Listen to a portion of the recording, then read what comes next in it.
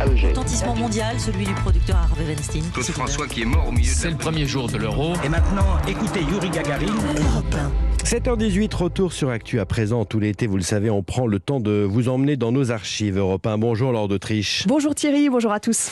Joe Biden l'a clairement dit, il souhaite parvenir d'ici la fin de son mandat à fermer le centre de détention de Guantanamo. Ça fait 20 ans qu'il est ouvert, ça fait 4 mois, c'était plutôt pas 4 mois après les attentats du 11 septembre. La prison de Guantanamo est donc créée sur cette base militaire dans le sud-est de Cuba. Oui, en 20 ans, 780 prisonniers sont passés par la prison de Guantanamo. Les détenus sont enchaînés et en combinaison orange. En janvier 2002, le journaliste d'Europe 1, Patrice Thomas, raconte leurs conditions de détention. Enchaînés à leur siège, encagoulés et menottés, les détenus arrivent après plus de 20 heures de vol. 13 000 km de Kandahar à Guantanamo avec une escale tenue secrète.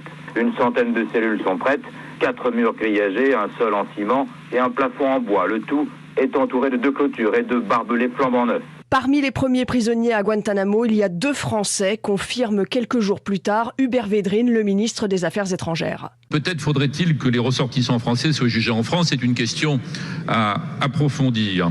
Mais en tout cas, nous demandons aux autorités américaines que tous les prisonniers, quel que soit le statut juridique, bénéficient de toutes les garanties reconnues par le droit international, ce qui inclut naturellement leurs conditions de détention. Et 2 ans plus tard, pour la première fois, la Cour suprême des États-Unis autorise les prisonniers de Guantanamo à être défendus par des avocats. Et plus les années vont passer, plus on découvre comment ça se passe à l'intérieur de Guantanamo. Oui, les militaires qui surveillent la prison racontent, comme en 2006 au micro de François Clémenceau, ce général qui commande le centre explique comment les détenus continuent de livrer tous les jours des informations importantes. Vous ne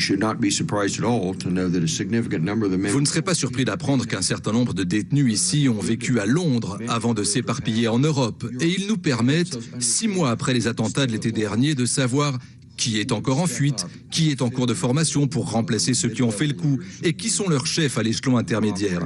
Cette même année 2006, une décision de justice aux États-Unis oblige le Pentagone à publier une liste des prisonniers de Guantanamo, 550 prisonniers, dans laquelle on découvre que certains détenus n'ont aucun lien direct avec le terrorisme, dit Olivier Roy, directeur de recherche au CNRS. Il y a beaucoup d'Afghans, donc ce sont manifestement des gens qui se sont trouvés au mauvais endroit, au mauvais moment, et qui ont été livrés à l'armée américaine, parfois d'ailleurs contre de l'argent. Et le président Barack Obama promet en 2009 de fermer Guantanamo, mais il ne le fera pas. Alors, et cette même année 2009, le premier prisonnier libéré de Guantanamo s'exprime. Oui, Lakhdar Boumedienne, il est algérien, il est innocenté après 7 ans de prison et raconte alors à Europe 1 la torture qu'il a subie. Il me questionnait pour Al-Qaïda, pour Osama Bin Laden. Il m'a frappé.